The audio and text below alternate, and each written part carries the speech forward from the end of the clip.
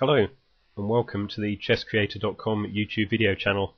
In today's video I'd like to present an exhibition match that took place a couple of days ago at the London Chess Classic. This game features tennis legend Boris Becker playing white against chess legend Nigel playing black. Nigel is of course one of the very strong grandmasters in the London Chess Classic this year. The game began as follows: e4, e5, knight f3, knight c6, bishop b5, and here we are entering into Ruy Lopez Spanish game territory. Nigel responds with f5, which is referred to as the Jaenisch Gambit, and I'll leave a couple of notes about that in the information field of the video. In short, Black looks to sacrifice one or two pawns in return for piece activity and a kingside attack, and we see that happening in this game. This game continued with Boris playing bishop takes c6, d takes c6, e takes f5 and e4, harassing the knight. Here Boris decides to play knight e5, and Nigel continues with bishop f5, castles and queen d4.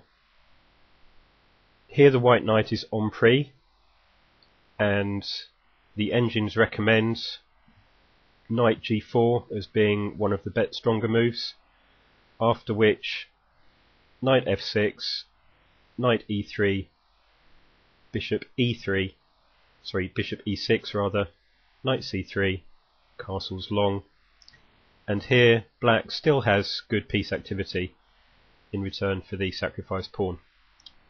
However, instead of knight g5, Boris plays queen h5, which is refuted by g6. You'll see now that Boris's knight and queen are both en prise. Knight takes g6, h takes g6. Once again, the queen is en prise and has to retreat. This time, queen e2 was played. Bishop d6 now threatens the poor pawn on h2, and Boris plays g3, followed by castles long. And at this point we can see the difference in piece activity. Black is almost completely developed. His bishops are bearing down on white's kingside, the queen is active, the two rooks are active, and really it's only the knight that remains undeveloped. In contrast, white's queenside is completely undeveloped, and we see the game continue as follows with c3. Queen d5, and here we start to see the white position implode. Boris plays f4, which is a horrible move, exposing bishop c5 check, and really from this point onwards there's no recovering the position. Just doing a quick engine check, the engines are giving an evaluation of 16-17 points in favour of Black at this point in time. So the game continued with d4, which is a rather futile attempt to block the position up. Nigel captures en passant, which is giving check here and also threatening to capture the queen, but at this point there's already a mate in 6. The game continued with queen f2, let me rewind a couple of moves, with queen f2 followed by bishop h3.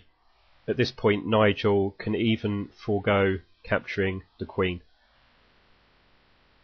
The engines are now giving a mate in 2.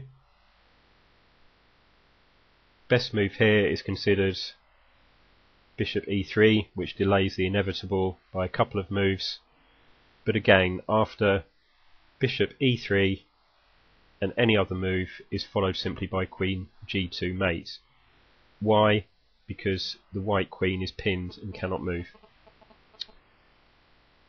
In the game, after bishop h3, Boris played the last ditch move of queen takes c5, and Nigel calmly plays queen g2 mate. So, quite an entertaining game for the crowd, probably not too much fun for Boris, but perhaps if Nigel attends Wimbledon this year, we'll see a return match. Anyway, I hope this was useful and entertaining, and as always, if you have any comments or questions, please leave them for me on YouTube. Thanks very much.